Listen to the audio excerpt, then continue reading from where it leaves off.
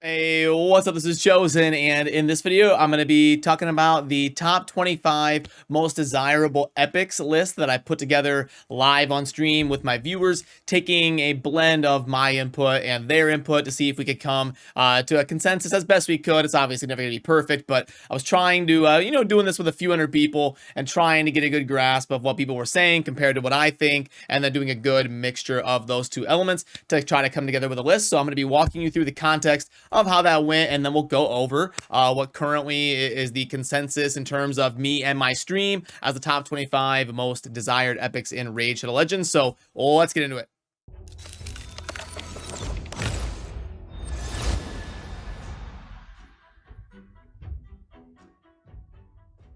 Alrighty, so obviously you know the drill. Whenever you do a tiered list like this, some people are going to hate it, some people are going to like it. There's going to be massive disagreements depending on who you ask on where things should be ranked, and I understand that, which is why I try to involve other people when I do something like this a lot of the times. But, one of the things that's glaring as we kind of dive into talking about the list in general, one of the things that was super surprising is they've added a lot of really good epics. So in terms of like honorable mentions, you'll see down here the ones that didn't make the cut. These are all good champions down here that didn't make the cut. We've got Royal Guard, we've got Genbo, Gorgorab, Jareg, Tayrel, Steel Skull, Sinesha, Skytouched, Sepulcher, lots of really, really good champions who did not make the cut, and it just goes to show you how Raid has evolved over the last 2 years or so, because we don't even have Tayrel up there on the list. You can't see behind me, sorry. If I go ahead and move my camera like so, you can see right over here, we've got Tayrel, did not even make the cut, and back in Raid's early days, Tayrel would have been one of the best epics in the game for sure. And I kind of left the definition open instead of defining it for people because I just wanted it to be the top 25 most desired epics, like the epics you want the most on your account. And I kind of left it at that and let people start giving their input. And then I did my best to read through what people are saying based off of what I think. And honestly, there's some things that I definitely disagree with here. So this is not just my list. If it were just me doing the list, it would look a little bit different than this. I do like it. I do think between the chat and the couple hundred people we had helping on this, and then me kind of giving my input as well, I think it's all right, and it's a pretty good representation of what I would do. But I would definitely change a few things. As we dive into the different tiers here, I'll talk about the things that really stood out to me first before we walk through the top ones. But people really loved Sylar. I would probably have Sylar a little bit lower, maybe in that 25 to 30 range, but people really, really loved Sylar. I was in the massive minority there, and everybody was talking about how suppressive her AoE decreased speed and turn meter is, and the Void Affinity, and the stun set pairing with the A1 can be a super carry in so many different areas of the game. Faction Wars, Doom Tower, dungeons when you're progressing. So I was like, okay, and I slid Sylar up, and I was taking people's feedback on that. Another one that really stood out to me was that people really loved Allure. I would probably have Allure a little bit lower, maybe in that, I don't know, like 13 to 18 range, somewhere in there, but people were really pushing me to put Allure higher, and I guess I do kind of get it, because Allure, it's all about scarcity. Like Skull Crusher, for example, right here. Skull Crusher, his role is very scarce. He's the only one, the only epic that's going to give you the AoE counterattack. So I get that. I get him being super valuable. He's one of a kind. Allure is kind of the same way. She fills a very special role in the game, having that super suppressive A1 that you can and you can actually, now that they've released the AI that you can set for specific teams, you can actually make Allure just spam her A1, which is what you typically want to do with her. So I think Allure did get a little bit better after they implemented the custom AI and giving us more control of our teams and what abilities they're going to use as we can lock stuff out.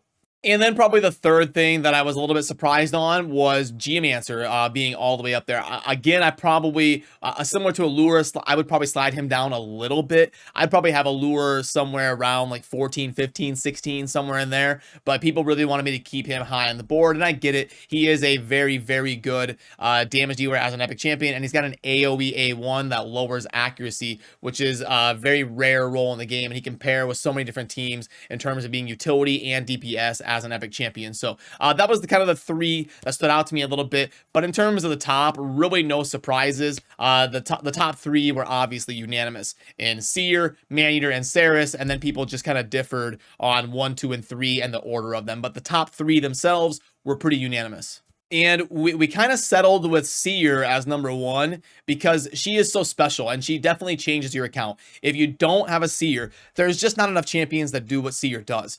She unlocks so many different compositions for speed farming dungeons, which is so important to grind good gear. Not only that, she is also so good in the Doom Tower. She's one of the best champions in the game for the Doom Tower in terms of being able to nuke down waves effectively, and similar to Allure, now that you can really set up proper rotations, you can really unlock the power of Seer and get those perfect rotations that are built around extracting as much value out of her as possible, as consistently as possible. So I think that really helps Seer. And then the release of champions like Demetha, and as Raid exists longer and longer, we get more and more clan boss compositions that are viable. So Maneater, I think a few months ago, or before the release of the AI, maybe 3, 4, 5, 6 months ago, Maneater would have probably been number one, because everybody wants to get those Maneaters so they can finally get the quality of life of having those unkillable compositions in the clan boss. But we keep getting more and more ways to kind of do those. You see Demetha all the way up there in the 11 to 15 tier. I think she may have hit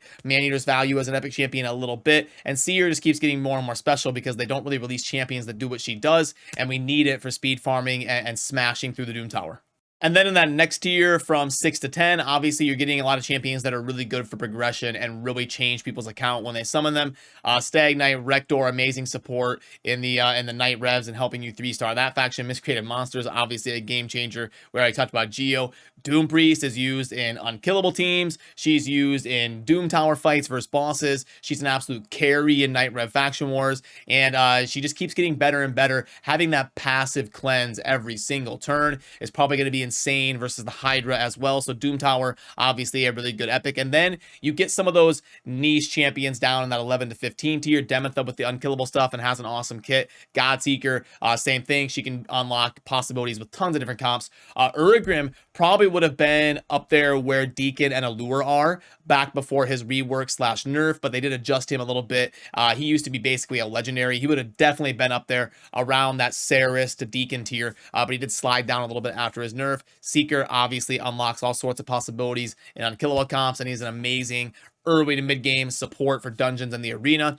Ugo, same story, just an awesome general utility support, kind of like Stag Knight. And then we already talked about Sylar. Verask is similar to Doom Priest. He really is good in a lot of those situations to be a healer in some of those Doom Tower boss fights, and he's also amazing in Faction Wars. So basically an exact same story to Doom Priest. But I think Doom Priest's passive ability of cleansing debuffs is just so impactful, and that's what slid her up to be higher. Then you hit that next tier of damage dealers. You've got your couple of nukers, your top nukers for epic champions in Skullcrown and Magnar. Skullcrown, you see her everywhere. Tag team arena all the time, arena all the time, because the speed aura, the fact that she can go unkillable, and the fact that she's one of the hardest hitting champions in the game on that AoE, and she's a void affinity, never going to hit weak. Then you got Dyuk, similar to Ugo and Stag Knight. And then we get down to the last 5, and this was really tough because obviously you want to put champions like Tayrel and Royal Guard in this bottom 5, but it means taking somebody out. And every time I took somebody out, then people would be like, no, you gotta put Skullcrusher in. He's the only one that has the AoE counterattack. Oh, you gotta put Fane in. We don't have a single epic champion on there that's a good unkillable DPS for a clan boss composition, and she's godly for faction wars. So the thing is when you're doing something like this, you have good champions you want to put in, but it means you got to take somebody out and kind of replace them, and then you're back to where you were with a good champion being left out. So that's what makes it really difficult, having to make it you're gonna be wrong no matter what you do, according to some people. But this was the best that we could come up with in terms of a general consensus. And then Umbral squeezes in there in the last spot because if you don't have a Seer, Umbral is a really, really good champion for locking waves down. And if you don't have Seer, maybe having an Umbral in your account could make you play the Doom Tower a little bit slower and get through some of those waves a little bit slower. And also for faction wars as well to lock stuff down. But yeah, as always, I would love to know what you think down below. Let me know. I can always change this stuff. I can revisit these every few months and get them up to date as things drop, like the Hydra, as balance changes. Yeah, right.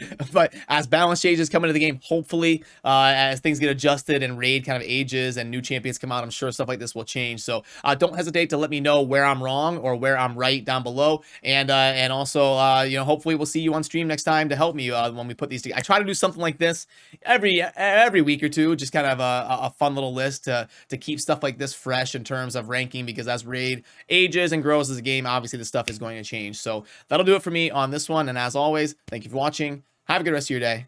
Peace.